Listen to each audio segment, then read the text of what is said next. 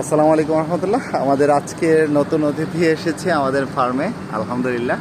এই যে আমাদের গারল ক্রসের একটি বাচ্চা এসেছে, শুক্রিয়া। মা এবং বেবি এখন সুস্থ আছে, আজকে সকালে এসেছে।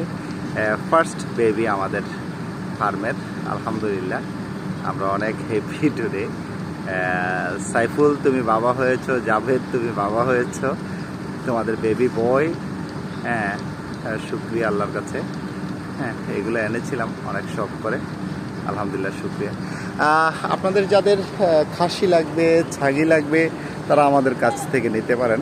আমাদের এই যে আজকে একটা বেচ এসেছে, এই যে দেখেন, মোটামুটি ছাগি খাসি মিলিয়ে আমাদের কাছে আজকে 14টা এবং ভেড়া একটা এসেছে, 14 পিস এসেছে।